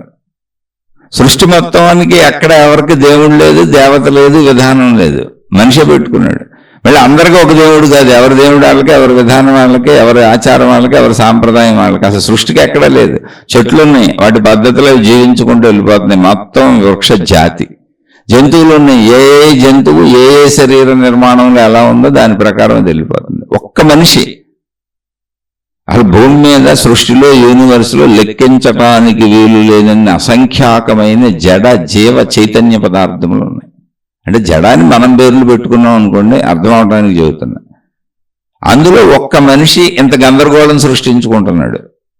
మతాలని, మార్గాలని, విధానాలని, దేవుళ్ళని, దేవతలని. ఇప్పుడు దేవుళ్ళు దేవతలు ఉండే చెట్లకు వర్తించదా, జంతువులకు వర్తించదా, సృష్టికి వర్తించదా? అదే సృష్టి శక్తి, విశ్వశక్తి, నీలో ఉన్న ప్రాణశక్తి. నీకు అర్థం అవటం కోసం పరిమితత్వంలో చెప్పారు, దాన్ని తప్పు అంటలా. దాన్ని జాగ్రత్తగా అర్థం చేసుకొని నువ్వెళ్ళి ఒక పెద్ద దైవ ప్రచారకుడో, మత ప్రచారకుడో, అద్భుతాల్లో, మహిమలో, మాయలో చెప్పటం కాదు. అది ఉపయోగించుకుని, ఆ జ్ఞానాన్ని ఉపయోగించుకొని నీలో ఉన్న చెడును పోగొట్టుకొని నీ మనసుని నీ శరీరానికి సమన్వయంగా నడుపుకునేటువంటి జ్ఞానాన్ని, విజ్ఞానాన్ని పొందాలి. అంటే అనంతమైనటువంటి మనోశక్తిని పరిమితమైనటువంటి శరీర లోకంలో పరిమితంగా, ధర్మంగా, మంచిగా నడిచేలా వాడుకోవాలి. అది విస్తృత ప్రయాణం చేస్తూ ఉంటుంది. ఆ ప్రయాణాన్ని అరికట్టగలగాలి. అది సాధన. మనోప్రయాణాన్ని, జీవన ప్రయాణాన్ని శరీర లోకంలో, సృష్టిలో శరీరంతో నడపాలి. ఇది ఇక్కడ పాయింట్. అది అసలు. అందుకని ఆధ్యాత్మికత వ్యక్తిగతం.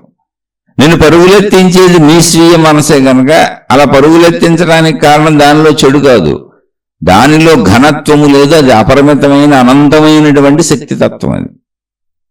కానీ నువ్వు జీవించేది పరిమితమైన శరీరంతో.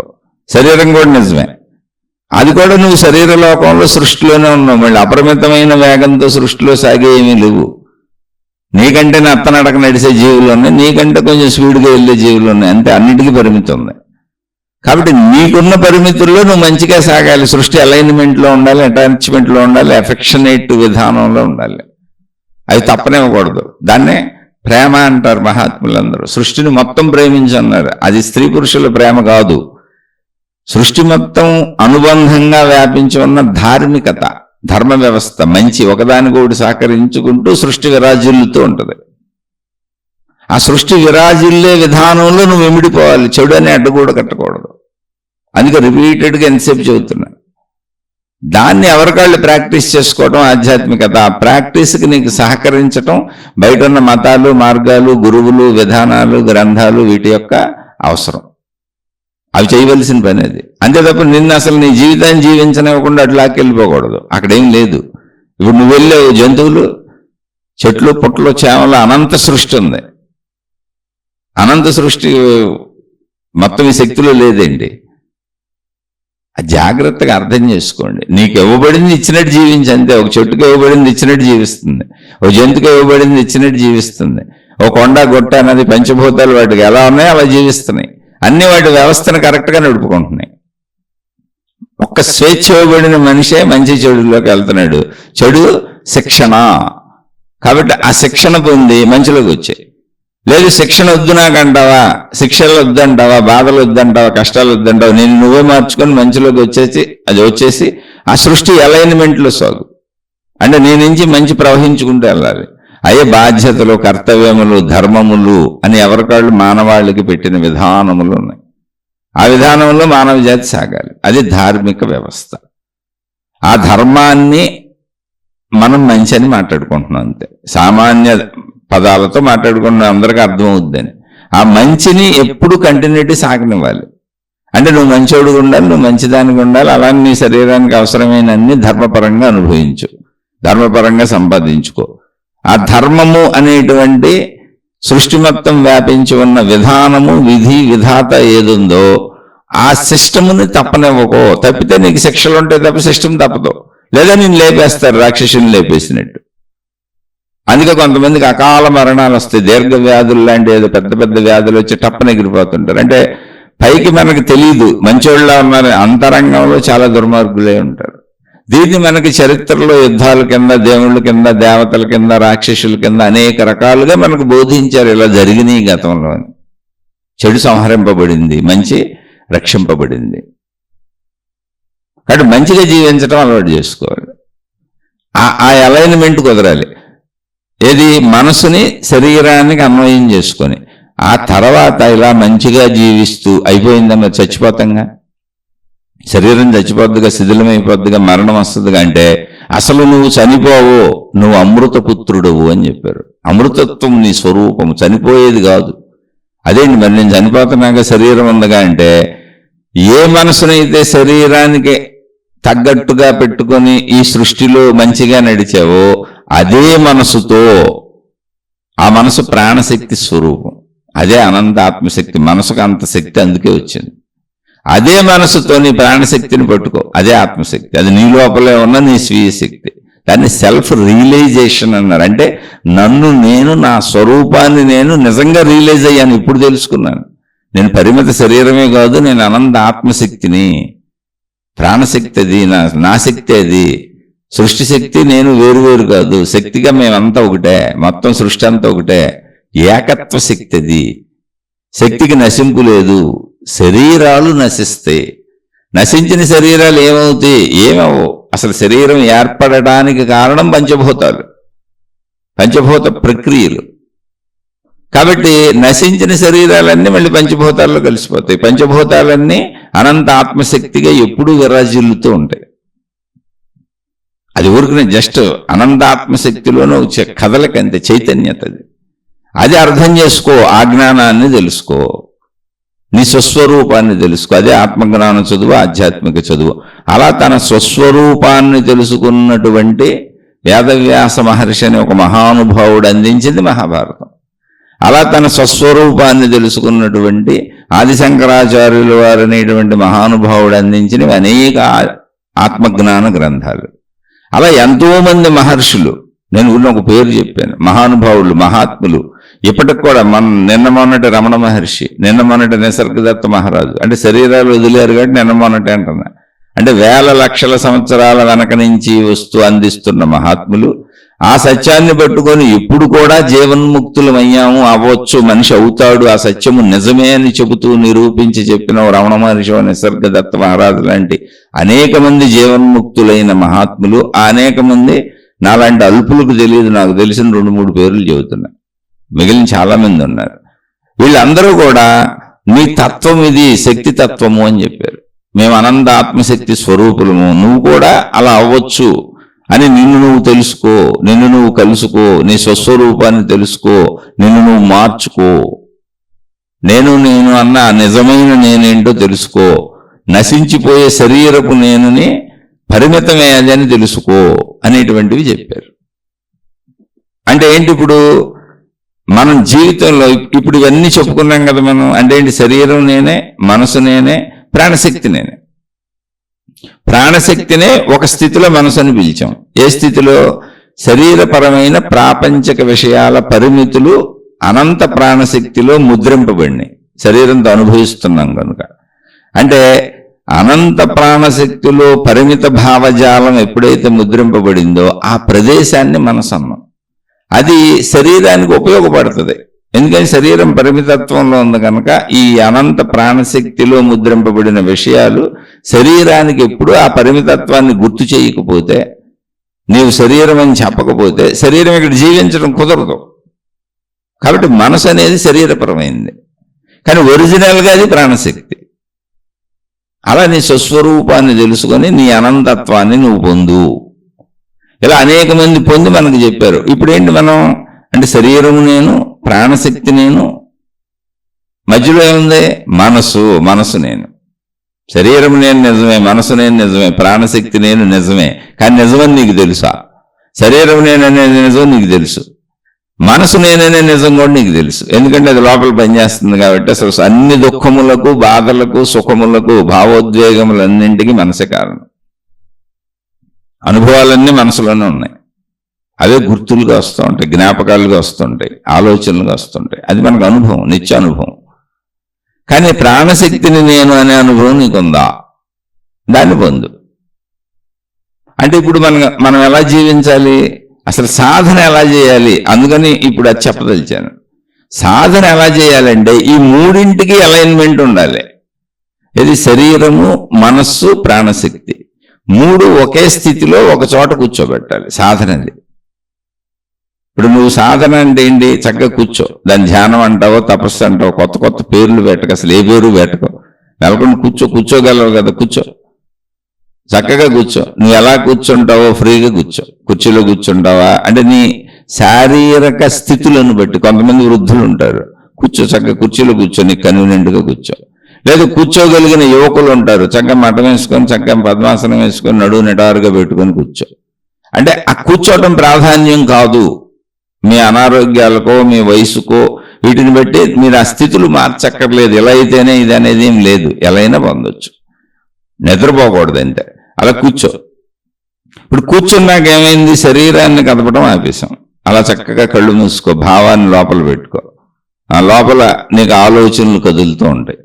ఆలోచనలు కదలటం కాదు, ఆలోచనలు కదలకుండా ఇప్పుడు నేను శరీరం కూర్చున్నప్పుడు ఆలోచనలు కదులుతూ ముందుకెళ్తున్నాయి ఏంటి, తప్పది, ప్రాసెస్ రాంగ్. శరీరం కదులుతున్నప్పుడు ఆలోచన కదలాలి, ఎందుకంటే శరీరం ఎలా కదపాలో చెప్పాలి మనకు.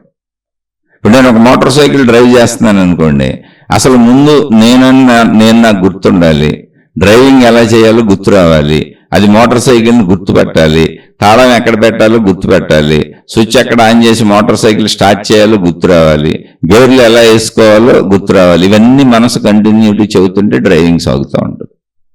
అంటే శరీరం కదులుతున్నప్పుడు శరీరం ఏ క్రియ వైపు ఎలా కదులుతుందో ఆ క్రియ వైపు అవసరమైనటువంటి విధంగా మనసు కదలాలి. మనసు కదిలితే తర్వాత శరీరం కదులుద్ది, రెండు కలిసి కదిలితే వెళ్ళిపోతాయి. కానీ ఇప్పుడు నేను మనసుని శరీరాన్ని కూర్చోబెట్టా కదా, నేనేమి చేయను కదా. దానికి ధ్యానం తపస్సు అన్నారు, ఊరికనే మీకు మళ్ళీ 5,000 అని అనుకుంటారని చెబుతున్నాను. ఇక్కడ మీరు ధ్యానం అనొద్దు, తపస్సు అనొద్దు, పేర్లు పెట్ట దూరంగా కూర్చోండి. అర్థం చేసుకోండి, శరీరాన్ని ఆపాను కదా, అప్పుడు మనసు కూడా శరీరంతో కలిసి ఆగిపోయి శరీరంలోనే ఉండాలి. మళ్ళీ మనసు మొత్తం ఆగిపోకూడదు, మనసు మొత్తం ఆగిపోతే ఎరుకు నాకు ఉండదు. శరీరాన్ని ఇప్పుడు ఆపి కూర్చోబెట్టా కదా, మనసు శరీరంలో ఉండి కూర్చుండిపోవాలి, మనసుతో పాటే ఉండాలి, మనసు దాటి ప్రయాణం చేయకూడదు. ఎందుకని నేను తిరగట్లేదుగా. అది మంచిగా బతకటం, ఫస్ట్ చెడు పోగొట్టుకొని మంచిలోకి రావడం అనే సాధన చేయబోతే ఇది కుదరదు. ఎందుకనంటే చెడు చేసే వాళ్ళందరూ ఎవరంటే శరీర వేగం కంటే మనోవేగం పరిగెత్తుతున్నప్పుడు అవన్నీ పొందేయాలని చెడులు చేసుకుంటూ వెళ్ళిపోతారు శరీరంతో. ధార్మిక వ్యవస్థని దెబ్బకొట్టి తప్పించి మంచిని పాడు చేసుకొని శరీరంతో చెడ్డ పనులు చేస్తారు. అవే ఆశలు, అత్యాశలు, దురాశలు, చెడ్డ పనులు అనేవి. ఎవరైతే కంట్రోల్ చేశారో మనసుని, అంటే మంచితో మాత్రమే జీవిస్తామని మంచిగా మాత్రమే జీవిస్తున్నారో వాళ్ళు ఆల్రెడీ మంచి, ధర్మము, బాధ్యతలు, కర్తవ్యములు అనేటువంటి వాటితో ఆల్రెడీ మనసుని శరీరానికి అలైన్ చేశారు. నువ్వు శరీర విషయాల కంటే ఎక్కువ పరిగెత్తబాకని శరీరానికి అటాచ్ చేశారు. నువ్వు శరీర విషయాల కంటే ఎక్కువ పరిగెత్తబాకని శరీరానికి అఫెక్షనేట్గా కలిపారు. అంటే మనసు శరీరం ఒకదాన్ని ఒకటి ప్రేమించుకుంటాయి. మనసు నేను నిన్ను దాటాలను, నీ పరిమితి నాకు అర్థమైంది, నీ పరిమితిలోనే నేను నిన్ను చక్కగా రక్షించుకుంటూ ధర్మంగా మంచిగా ఉంటానని మనసు శరీరాన్ని కౌగిలించుకొని ముడిపడిపోయింది. అది అఫెక్షనేట్ థియరీ. అర్థం అవడానికి చెబుతున్న పదజాలం అంతే. ఇది మీకు అర్థం అవటం కోసం అనేక పదాలు వాడుకుంటూ ఉంటాం, పదాలు పట్టుకోబాకండి. అలా మంచిగా జీవించిన వాళ్ళకి ఇప్పుడు కూర్చున్నప్పుడు ఆల్రెడీ శరీరంతో మనసు ఎలైనై ఉంది కనుక, ఆల్రెడీ అటాచ్ అయ్యి ఉంది కనుక, ఆల్రెడీ అది అఫెక్షనేట్గా ఉంది కనుక ఇది కూర్చున్నప్పుడు అది కూడా కూర్చోవాలి అని తెలుసుకుంటుంది. అందుకని కూర్చోగానే చాలా మందికి ఆలోచనలు ఆగట్లేదు అంటారు. ఎందుకని మనం మంచి, ధర్మం అనే దాంతో ముందు మనం మార్చుకోలేదు, మనలో చెడు పోలేదు. చెడు పోకుండా నువ్వు ధ్యానంలో తపస్సులో కూర్చున్న మనసు నిలబడదు. అందుకని ముందు ప్రాక్టీస్ చేయి, కూర్చో. ఒకటి మంచి నేర్చుకో. ఇప్పుడు కూర్చున్నాక మనసు కూడా అక్కడ కూర్చోవాలి. అంటే సింపుల్. అంటే మనకు మూడు, ఒకటి ప్రాణశక్తి, దాన్ని సోల్ అంటారు, ఆత్మ. ఇక్కడ అలైన్మెంట్ ఎలా ఉండాలంటే సోల్, మైండ్, బాడీ మూడు ఒకటే. అనంత ఆత్మలో ప్రాణశక్తి, అనంత ప్రాణశక్తినే ఆత్మ అంటున్నాం. సోల్లో మనసు ఉంది. ఎందుకని మనసు ఎక్కడ ఏర్పడింది? ప్రాణశక్తిలోనే. ఎందుకు ఏర్పడింది? శరీరంతో వచ్చిన అనుభవాలు మనసుకైనాయి అంతే. కాబట్టి సోల్లో మైండ్ ఉంది, మైండ్లో బాడీ ఉంది. ఎందుకని మైండ్ చెప్పకపోతే అసలు బాడీ ఏమీ చేయలేదు. నేను మనిషిని కూడా గుర్తింపు రాదు, అందుకని నిద్రలో మనకేం తెలియదు. ఇప్పుడు సాధనలో సోల్ అంటే ఇక్కడ కింద నుంచి వెళ్తాం. కింద నుంచి వెళ్ళినప్పుడు బాడీ, మైండ్, సోల్ అలైన్మెంట్లో ఉండాలి. అలైన్మెంట్ ఏంటి? మూడు ఒకే స్థితిలో నువ్వు భావన చేసి కూర్చోవాలి. ఇప్పుడు నువ్వు ప్రాణశక్తిలో మనసులో శరీరము అలా స్థిరత్వాన్ని పొందేసి కూర్చున్నావు అంతే. ఒక అలైన్మెంట్, మూడు కలిసి ఉన్నాయి. ఇంకా ఆలోచనలు సాగట్లా. దానికోసం నువ్వు ప్రయత్నిస్తావు. ఇప్పుడు ఆలోచనలు సాగచ్చు, కానీ ఆ మూడింటిని ఒక సమతలో పెడతావు. అంటే ఒక నిలువుగా గీత గీస్తే ఎలా ఉంటుందో అలా గీత గీసినట్టుగా నువ్వు కూర్చున్నప్పుడు భావన గీత గీసినట్టుగా నీ అంతరంగంలో గీత గీసినట్టుగా ఒక సెంటర్ గీత గీసినట్టుగా ఆలోచనలు చెదరకుండా నీ లోపలే ఉండిపోతాయి. నీ సోల్ అక్కడే ఉంది, నీ మైండ్ అక్కడే ఉంది, నీ బాడీ అక్కడే ఉంది. ఇంకా అనేక థాట్లు అలా ఒక సింగిల్ థాట్లో ఉండిపోతావు. అలా కుదరదు, ఒకవేళ మీకు కుదరటం లేదు భావానికి అనుకుంటే, అలైన్మెంట్ కుదిరితే అలా చేసుకోండి. అనుకుంటే అసలు మీరు శరీరాన్ని మర్చిపోండి, మీ చుట్టూ ఉన్న ఖాళీలో కరిగి కలిసిపోండి. దాన్ని ఆకాశము అంటారు. అది సోల్ అలాగే ఉంది. ఎలా ఉందంటే ఆకాశములే ఉంది, దానికి షేప్ లేదు, అది ఎనర్జీ ఫామ్. లేదు అలైన్మెంట్ కుదురుతుంది, చక్కగా శరీరం ఎరుకుంచుకోండి, మనో ఎరుకుంచుకోండి, ప్రాణశక్తిని నేనని తెలుసుకోండి. ఆ మనస్సే ప్రాణశక్తి. ఆలోచనలు కదపకుండా అలా స్థిరంగా ఒక సెంటర్ అలైన్మెంట్లో, అంటే మీలో మీరు కూర్చున్నప్పుడు మీ సహస్రారం అని మనకు చక్రాలు వేసి చూపిస్తారు, బొమ్మలు తయారు చేశారు. అవి కేవలము మీకు ఈ అలైన్మెంట్ కుదరటానికి ఏర్పాట్లు చేశారు దృశ్య రూపంలో. వెన్నుముక ఏకంగా ఇలా ఉందని అలా ఉందని మీరు అన్ని ఊహలు చేయబాకండి. అసలు అదంతా రకరకాలుగా వెళ్ళిపోతారు. చాలా సింపుల్ ఇది. అలా కూర్చొని మైండ్ అంటే బాడీ, మైండ్, సోల్ మూడు ఏక అలైన్మెంట్లో కలిసే ఉన్నాయి అంతే. ఆ అలైన్మెంట్ కుదుర్చుకోండి, ఆ అటాచ్మెంట్ కుదుర్చుకోండి, ఆ ఎఫెక్షనైటిజం కుదుర్చుకోండి. ఆ ఎఫెక్షనైట్ థింగ్ జరగాలి మీలో. అంటే మీ బాడీ, మైండ్, సోల్ కలిసిపోవాలి, ఇంటర్లింక్ అయి కలిసిపోవాలి. నీళ్ళల్లో నీళ్లు కలిసిపోయినట్టు, పాలల్లో పాలు కలిసిపోయినట్టు అలా కలిసిపోవాలి. దానికోసం ఇప్పుడు మనం ధ్యానమో తపస్సు పేరు పెట్టి కూర్చున్నాం అంతే. ఇప్పుడు ఎప్పుడైనా మళ్ళీ చెబుతున్నా, చాలా ఈజీగా అర్థం చేసుకోండి. శరీరం కదులుతున్నప్పుడు మనసు కదలకపోతే శరీరం అసలు కదలలేదు. అందుకని శరీరం కదులుతున్న విషయాల వైపు మనసు కదిలి మొత్తం సమాచారాన్ని శరీరానికి ఇస్తూ ఉండాలి. కనుక కదులు. నేను ఇప్పుడు కదలటం లేదుగా, తపస్సు అంటే ఏంటి, నేనే కూర్చున్నా. ధ్యానం అంటే ఏంటి, నేనే కూర్చున్నా. విశ్రాంతి అంటే ఏంటి, నేనే కూర్చున్నా. సాధన అంటే ఏంటి, నేనే కూర్చున్నా. కాబట్టి మనసా నువ్వు కూడా శరీరంతో కలిసిపోయి కూర్చో అంతే. నేను కూర్చున్నప్పుడు కూర్చో, నేను నిద్రపోయినప్పుడు నిద్రపో, నేను కదిలినప్పుడు కదులు. ఇది మనసుని శరీరానికి అలైన్ చేయటం, శరీరానికి అటాచ్ చేయటం. ఈ రెండింటి మధ్య ఒక పరస్పర ప్రేమ బంధం, ఆ రెండు మింగిలైపోతాయి. అంటే స్త్రీ పురుషులు భార్యాభర్తలు ఆనందంతో కలిసిపోయినట్టు, ఒక తండ్రి తన కొడుకుని ఎత్తుకొని ముద్దాడుతూ ఆనందపడుతున్నట్టు, ఒక తండ్రి తల్లి తన కూతురుని తన బిడ్డల్ని చూసుకొని ఎత్తుకొని ముద్దాడుతూ ఆనందపడిపోతున్నట్టు. ఆ భేదభావం, అంటే మనుషులు విడివిడిగా కనపడతారు కానీ వాళ్ళకి అంతరంగంలో భేదభావం ఉండదు, కలిసిపోతారు. అలా ఇక్కడ నీకు శరీరం వేరుగా కనపడుతుంది, అది శిథిలమైపోద్ది. కానీ శరీరము అంటే బాడీ, మైండ్, సోల్ మింగిల్ అయిపోవాలి, ఒకటైపోవాలి. ఇక్కడే మనకి దీన్ని అర్థం చేసుకుంటే ఆ థియరీలు ఎన్ని సృష్టించారో అవి కూడా అర్థమవుతాయి. ఇప్పుడు సోల్ అనేది ఉందో అది అద్వైతము. అక్కడ రెండవది అసలు లేదు, ఉన్నదంతా ఆకాశతత్వమే. ఆత్మ, సోల్ అనేది ఎలా ఉంటుంది, ప్రాణశక్తిది. ఎలా ఉంటుంది, ఆకాశం వలె. దానికి ఆత్మశక్తి అని పేరు పెట్టారు. ఉన్నదంతా అదే. అది మైండ్గా ఉంది. ఇప్పుడు అది అద్వైతం, అక్కడ రెండవది లేదు. కానీ ఇక్కడ మైండ్గా ఉంది, అంటే ప్రాణశక్తిగాను ఉంది. అందులో ప్రాపంచిక సృష్టి సంబంధిత విషయాలు, శరీర సంబంధిత విషయాలు ఉన్నాయి. విశిష్టాద్వైతము అంటే నేను ప్రాణశక్తినని నాకు తెలుసు, నేను అనంత ఆత్మశక్తినని నాకు తెలుసు, అలాగే నాకు సృష్టి కూడా తెలుసు. అద్వైత భావన తెలుసు, ఏకత్వ భావన తెలుసు, కానీ సృష్టి భావన కూడా తెలుసు, అనేకత్వ భావన కూడా తెలుసు. అంటే ఏకత్వ అనేకత్వ భావనలు ఒకే చోట ఉన్నాయి, విశిష్టాద్వైతము. అయితే ఇది వెళ్ళి మళ్ళీ అనేకత్వంలోనే కలుస్తుంది. ఎందుకని మనసు ఎప్పుడు శరీరానికి సహకరిస్తుంది. అందుకని విశిష్టాద్వైతము దేవుడు వేరు, జీవుడు వేరు అని చెప్పుద్ది. అద్వైతము జీవుడు దేవుడు ఒకటే, రెండవది అసలు లేదని చెప్పుద్ది. అదే ఆత్మతత్వము. ఏది తప్పు కాదు, అది సోల్ స్థితి. అది ఇది మైండ్ స్థితి, అది విశిష్టాద్వైతము. నువ్వు చెబుతున్న అద్వైతం కరెక్టే, ప్రాణశక్తి కరెక్టే, ఆకాశతత్వం కరెక్టే, కానీ నాలో మొత్తం సృష్టితత్వం అంతా ఉంది, అది కూడా కరెక్టే.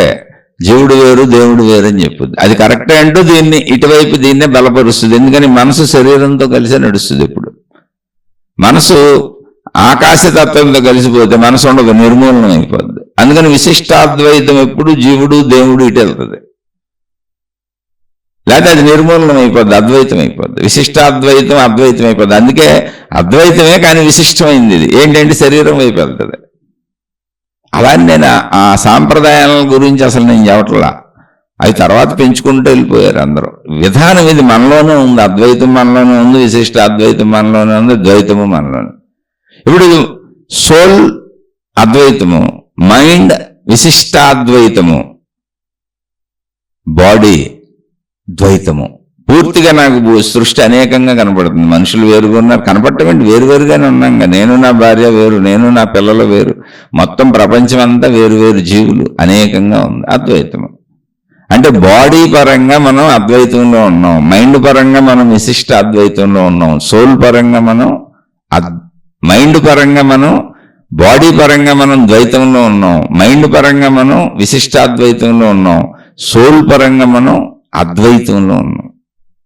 అంటే ద్వైతం అనే విభిన్నత నుంచి విశిష్టాద్వైతం అనే మానసిక స్థితిలో ఆ జ్ఞానాన్ని అర్థం చేసుకొని, అంటే అనేకత్వం కేవలం శరీరపరంగా సృష్టిపరంగా ఉన్నదే, శక్తిపరంగా లేదనే జ్ఞానాన్ని తెలుసుకుని విశిష్టాద్వైతంలో వెళ్ళి అద్వైతంలో కలిసిపోతాం. ఈ మూడు వేరు కాదు.